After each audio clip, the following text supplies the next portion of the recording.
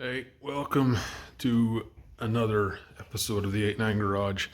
You might see me changing my clothes a few times in this one because I think it's going to take me a little while to figure this one out. Actually, no, it's not, because I'm just going to rip this crap out of here.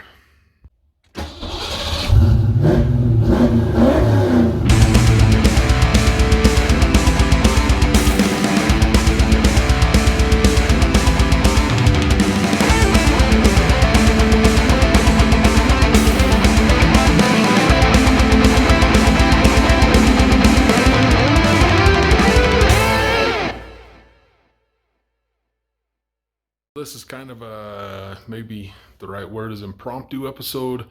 So come along and let's see if we can figure this thing out. So this thing here, this is the escape.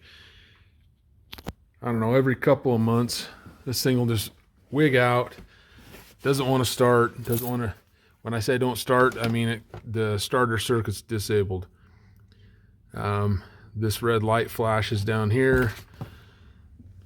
I didn't really know exactly what was going on, but I found this hunk of garbage in here.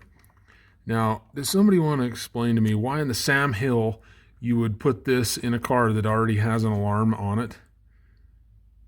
I just can't understand it. I'm pretty sure this is the starting circuit here.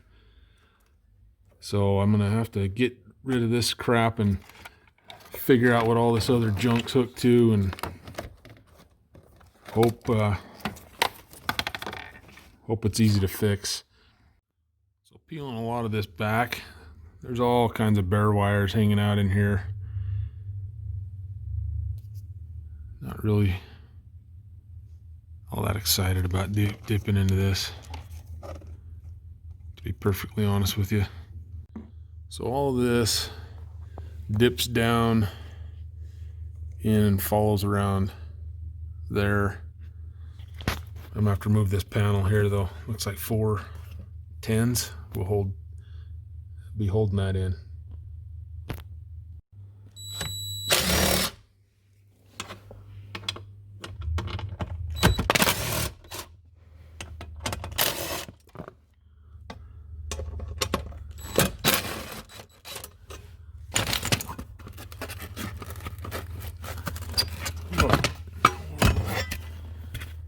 Okay, luckily the back of this had a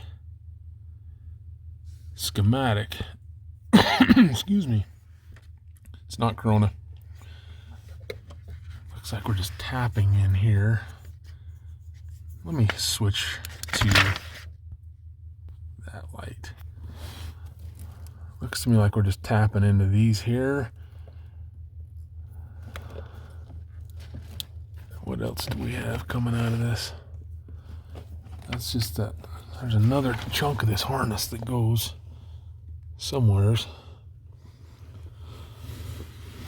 So that there can be easily eliminated.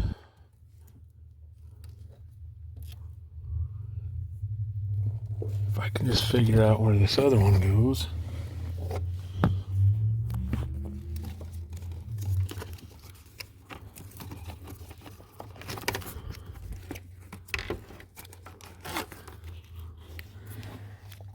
Looks like it goes in the kick panel here. Sweet.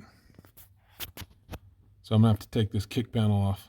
To get to that, it looks like I gotta, this here's the, I don't know what it is. Door sill panel, I don't know. It looks like I'm gonna need something better than that. So to remove this, you need to remove this Christmas tree here.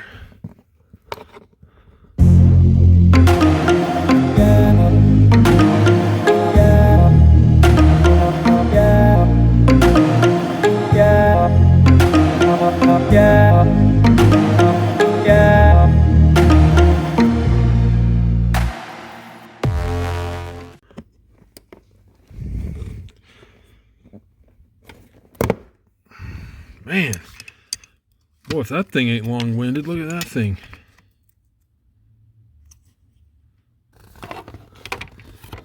I'm going to forego taking one in the back out. Just see if I can get to this without. Okay. Looks like we are down in here with the harness. Boy, look at that garbage. You can't even put a stinking connector on there.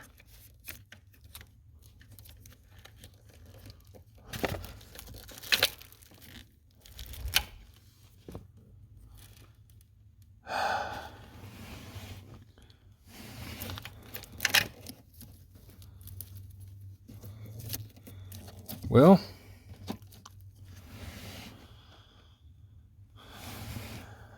looks like it's all tapped in now.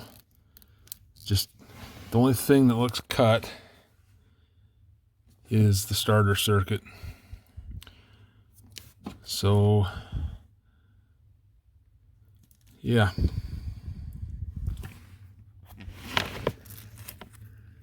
Guess I'll remove all these. I don't know. I don't even know what the heck these look like when you remove them. All right, more mess.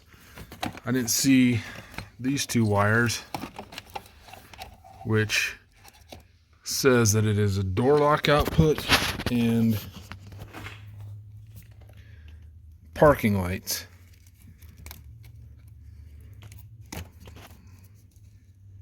So I'm gonna just unplug these two, I guess. I take that back. I thought this was white. It is tan. It says the tan is the trunk hatch release. I'm hoping all this crap still works after I pull all this. Rather than get myself into a spot where I'm completely out of wire there, as you can tell, that's a pretty tight bend, not much wire to splice into. I'm just going to cut these out here and splice those together. The reason I'm doing that is I don't want to, like I say, I don't have enough wire there to be having to come back and do this again, just in case something doesn't work here. I did disable or unhook what is said to be for door unlock and lock, and I am still getting that, so I think I'm probably going to be good removing all this, but just to be safe, it's always good to leave yourself an out. So this is what I've done for right now, just to get us through all of this. I need to get something to take that out. Go grab my Milwaukee and then undo these. I'm assuming these are power, probably. And then take this crap off of here too and test it out. All right, so I got that piece of junk out of there. I'm gonna remove this ground.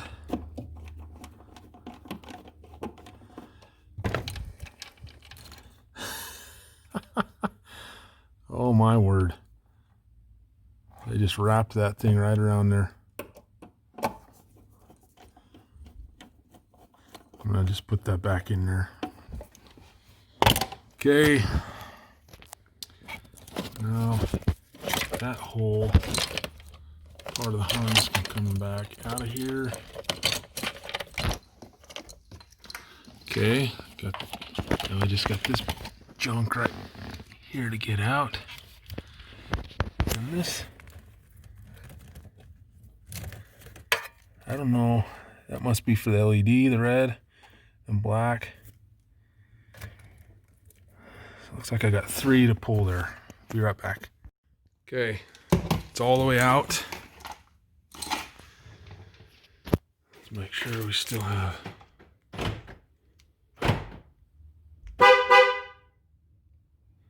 That still works.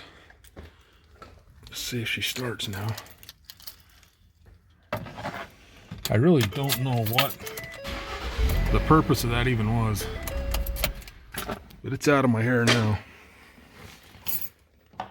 Now I just got to go around and tape all this crap up, because even though that's recessed in there, I'd really rather tape it up and be done with it. Okay, so I got all those taped off.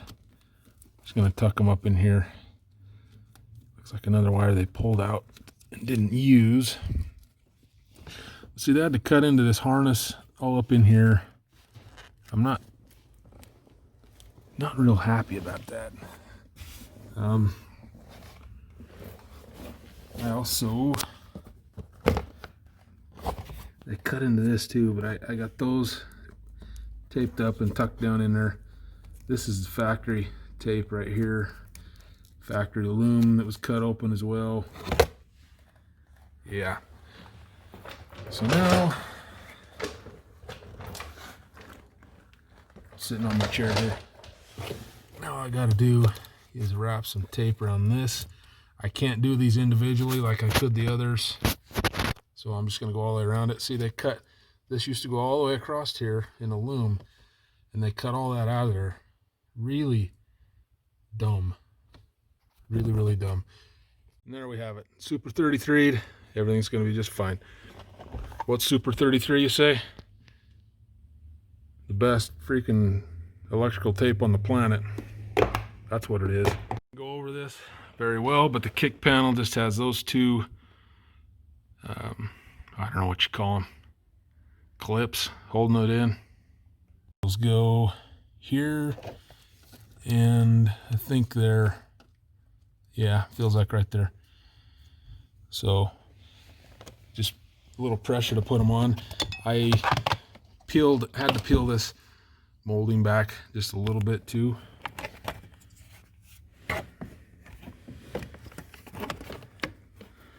And I also got to get it around that.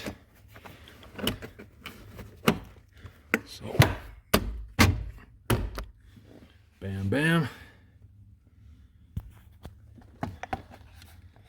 And then this molding covers it the rest of the way there. And where did that go? I didn't cover this either, did I? That just holds in like so. Real easy. Now put that back on, and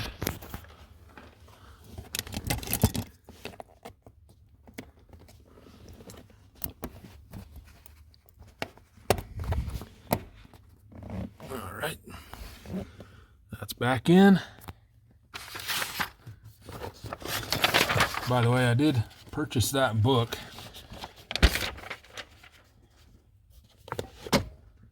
Yeah, that's kind of how I figured out where the starter circuit ran, and that's how I found all this garbage. This here is your brake switch. That's the one I've already replaced in hopes to fix the shift interlock issue I'm having. But now that I'm seeing this, I wonder if it had something to do with that alarm. So getting this thing back in there was a kind of a trick, but we got her in.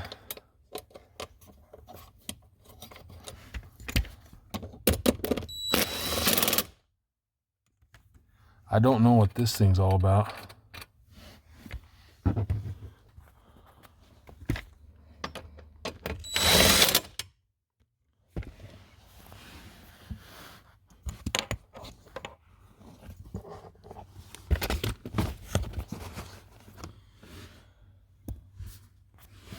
And the last one,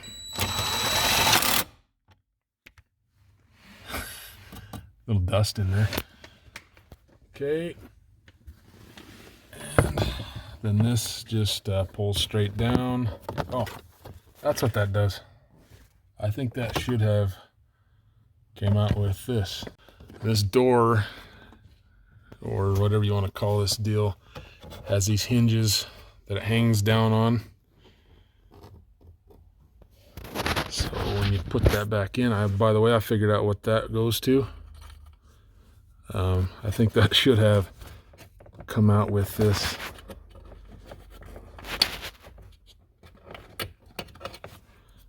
Should have been stuck on that when it came out.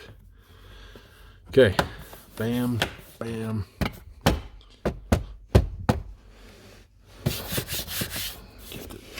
Have to get all fingerprints off that. But we're good, I think. Let's go ahead and make sure we're still starting and everything. So let's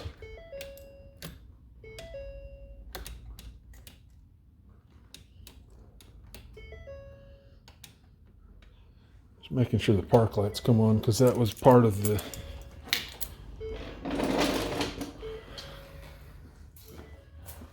they're on. Park lights are on. The headlights were also part of that. Those do come on.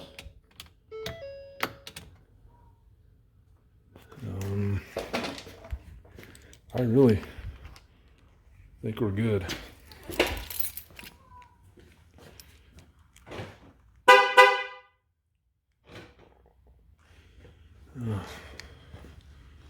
Shut this all the way and see if it's still okay. Just to verify it does blink. All that still works. The lights stay on. I really don't have any idea. The only thing that this was doing was acting as a starter lockout. It didn't have either of these two harnesses, but it does have, if you look at this,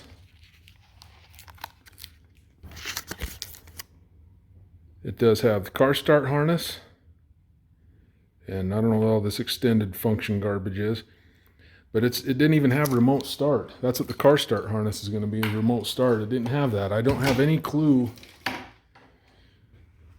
what the benefit of having that in there even was.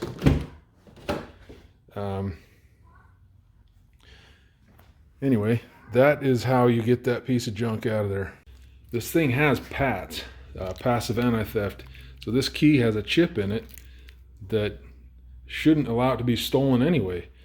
I really am baffled as to why somebody would put this system in here. I think the dealer saw him coming.